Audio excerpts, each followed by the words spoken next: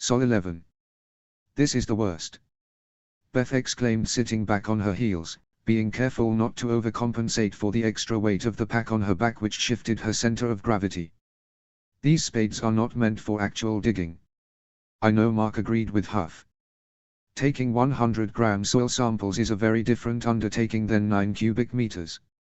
They had barely gotten started, only a few hours into what was sure to be a multi-day undertaking, and already his back was starting to noticeably ache and the still healing wound in his side was sorer than it had been in a couple days. It wouldn't be so bad if it wasn't for the fact that it's so fucking compacted, she complained, stabbing at the ground with the tip of her trowel to break up the dirt. There was a fine layer of sand and dirt on the top of the surface, but under that the dirt was baked hard by time and the sun. A horse and a plow would be really helpful right about now, Mark agreed, dropping another trowel full of dirt into the storage container sitting next to him. Beth giggled. Mark glanced in her direction, not used to such a girly noise coming from her. She laughed all the time, yes, but she generally was not a giggler. What's so funny? He asked curiously. She giggled again. I'm sorry, I can't stop thinking about a horse in an Eva suit. Mark took a moment to picture it and then he was laughing too. They worked in silence for a while, only punctuated by Beth's occasional giggle as she was still occupied with the idea of a space horse. You know what, fuck this shit, Beth said some 20 minutes later, tossing her trowel to the side.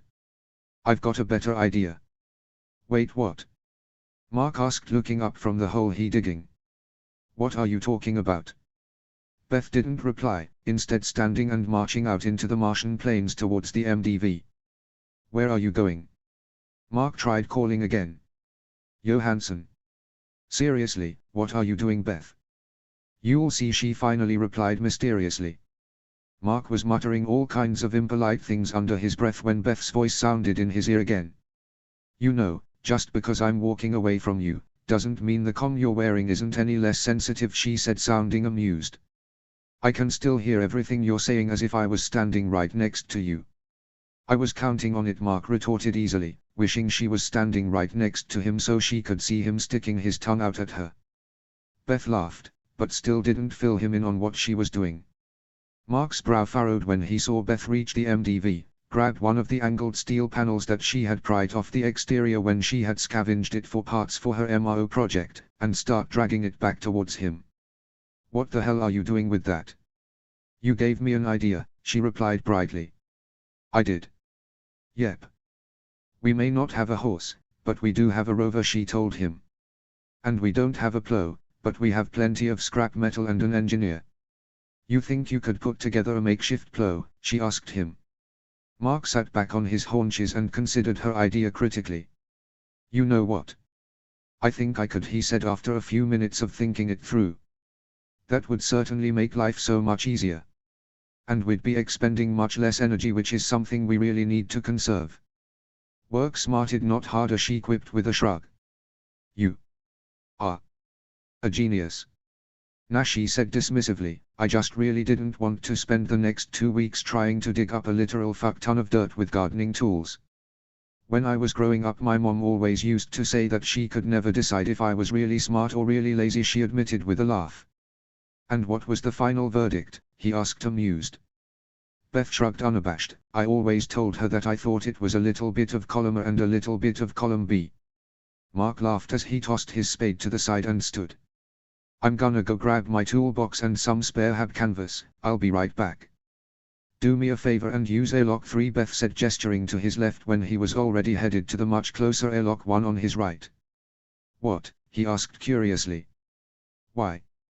Because I was thinking about things last night in bed before I fell asleep, and I thought that we should probably try to split using all 3 airlocks as evenly as possible, she told him. We're going to be here a hell of a lot longer than the 31 days the hab was designed for, and I figure it would be for the best if the 3 airlocks were as evenly as possible. And since we're going to be bringing all the dirt through airlock 1, we should probably be using 2 and 3 for now. Makes sense to me, Mark said, immediately spinning on a heel and switching directions, heading for the airlock Beth had suggested. He could admit that the thought hadn't even occurred to him, but she was absolutely right. While he knew that in theory the hab itself should have no problems lasting long beyond its original 31-day mission life, it would behoove them to be proactive now in making sure they are home really far away from home, stays in as good of shape as possible. It took the rest of the day, a great deal of trial and error and cannibalizing one of the chairs from inside the hab, but by the time the sun was setting they had a functional, if not pretty, plow. They may not have gotten the amount of dirt they had originally wanted to move today, but they both agreed that the delay would pay off in dividends in both overall time and physical exertion saved. So they were feeling pretty accomplished when they headed back inside the hab for some dinner and a few more episodes of Scrubs from Beck's Drive as a reward for a job well done. Sol 12. Ready to give Frankenplo a try? Beth asked on their second day of Operation Tater Triumph, or as she was personally calling it, Operation Starving Sucks. Let's not do that. Yes, Mark replied easily as they stood outside surveying the work they had done the day before. Do you want to drive the rover? I want to make sure that the plow doesn't start coming apart. Yeah, sure, she agreed easily, heading over to the rover. They had hooked their makeshift plow up to the afternoon before. Now remember, I'm walking behind it, so don't start doing any crazy donuts or anything in there, Johansson, he warned teasingly once they were both in position. I'll try to keep the impulse to a minimum, she assured him as she started the ignition and let up on the brake just enough that the rover started to roll forward. How's it going back there? Beth asked after a couple of minutes, not able to see anything from the driver's seat of the rover. It's totally working, Mark called back excitedly. It took a little bit of muscling to keep the share of the plow dug in, but it was easily breaking up the compacted Martian surface into much more manageable loose dirt. Beth laughed. I know it was my idea, but I wasn't entirely sure it would actually work. Who'da thunk we'd need to make primitive farm tools out spare parts from a spaceship? Necessity is the mother of invention, Mark quoted.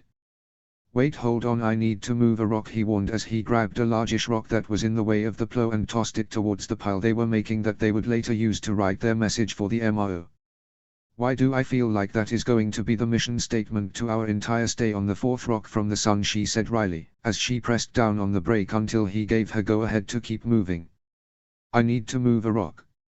Yes, that was exactly the phrase I was talking about, Beth replied, her sarcasm as dry as the dirt they were plowing. Mark laughed, able to see the face she was making and the roll of her eyes in his mind. You feel that way, because it already is our mission statement and we're only a week in. You make a valid point. Technically Plato made a valid point. Whatever, she scoffed good-naturedly. You about ready to turn around yet? Yeah, let's do it. For 2 hours they plowed back and forth in front of the hab until Mark decided that they had broken up enough dirt, at least for the day, and it was time to start moving it into the hab. Beth couldn't have been happier, since driving in circles at literal walking speed for hours was an exercise in patience that had quickly run thin on. It didn't take them very long to figure out the most efficient way to work and settle into a rhythm. One of them would use one of the small rigid sample containers as a bucket, scoop up the loose dirt displaced by their plow, and dump that into a medium rigid sample container until it was full. Then the other would then push that container over to hab and dump that dirt into one of the large storage containers waiting inside airlock 1. Once those were full they would let the airlock cycle, and move the dirt into the kitchen-cum-farm.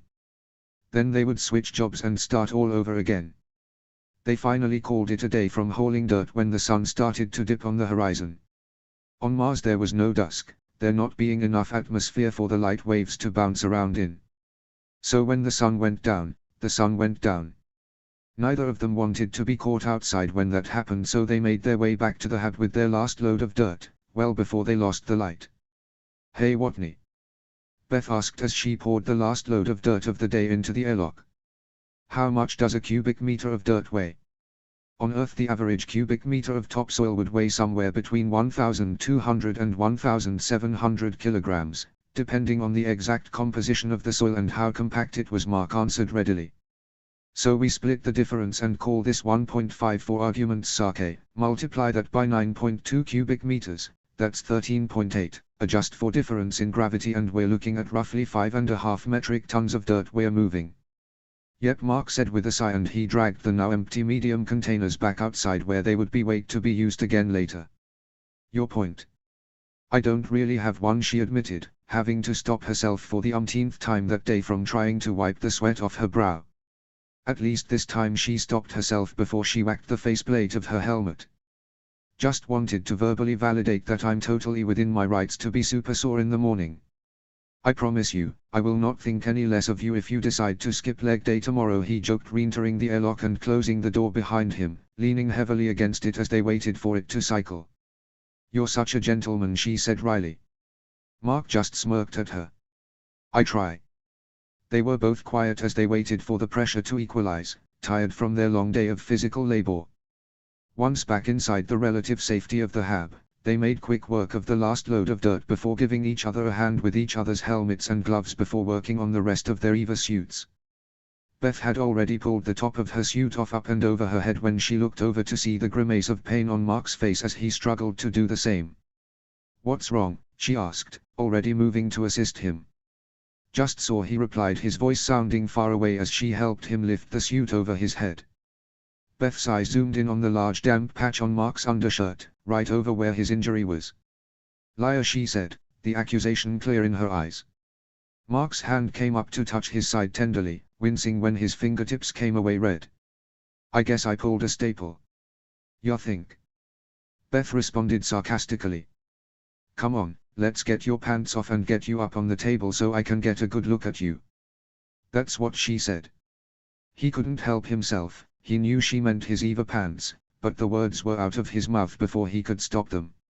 Really, Watney? She asked, unamused. 2010 called it once its meme back.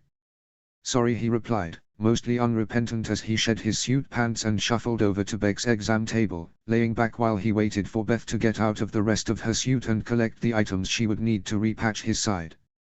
So how long ago did you do this? She asked, pulling his shirt up to inspect the damage. Mark shrugged. I dunno, I guess it started to hurt more than normal, maybe a couple hours ago. And it's still actively bleeding. It was a statement as much as it was a question. She was clearly unimpressed with him at the moment. It must hurt like a bitch, so why didn't you say anything? Because I knew you would bully me into coming inside, and I wanted to stay outside and help, he admitted honestly. Damn straight I would have bullied you into coming inside, she snapped. And it would have taken twice the amount of time it took to get all this dirt inside if you were out there doing it by yourself, he retorted. You said it yourself, every day counts in getting these potatoes in the ground and growing if we're going to make it out here. And those potatoes aren't going to grow themselves if you push yourself too hard, and we have to delay the whole project while you recover, she countered. I'm not a child, Johansson, he replied sullenly. If I needed to come inside I would have. I know my own limits. Clearly you don't. For fuck's sake, Watney, you need to heal. You were impaled last week. She doused a gauze pad liberally with antiseptic and pressed it against his wound, looking none too sympathetic when he flinched away from the stinging sensation as it did its job. You lost too much blood last week, you looked like complete shit for days. You're just finally getting your color back, you can't really afford to be losing any more blood. You have a shitty bedside manner, Johansson, Mark teased in an attempt to disarm her and maybe make her relax a little. You're damned right I do, she retorted, not at all swayed. Because I'm not Beck, I'm not a doctor. What if you get this infected? It's so close to all your internal organs, what if the infection spread and you went septic? Would you know what to do? Because I sure as hell wouldn't know what to do. All the while she was yelling at him, she was also cleaning the injury, removing the damaged staple, replacing it, and taping fresh clean gauze over the wound. But hey, look on the bright side, if I die from infection your food would last twice as long, he said in a poor attempt at a joke. Beth's eyes snapped to his, cold and humorless. Fuck you, Watney. That's not funny. She picked up a nearby pill bottle and pushed it into his chest, and don't forget to take your fucking antibiotics. Turning away, she picked up the bottoms of both their EVA suits, and stomped over to the other side of the room to hang them up where they belonged.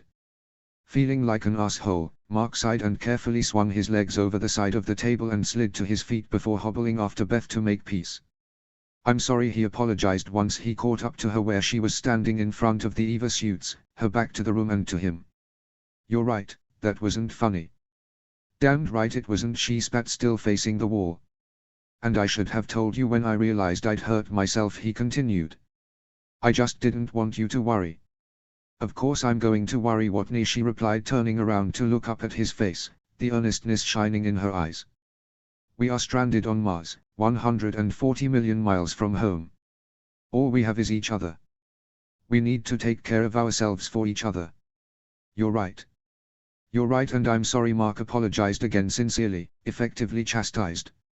He reached out and pulled her in for a hug. I'll be more careful. I need you, Mark, she said into his chest, her own arms coming up to wrap around his middle, careful of his injury. I can't do this without you. Sure you could. You're Beth Johansson, super nerd. But, you won't have to, he assured her. We're in this together. And we're going to get through this. Together, she echoed. Together, he agreed.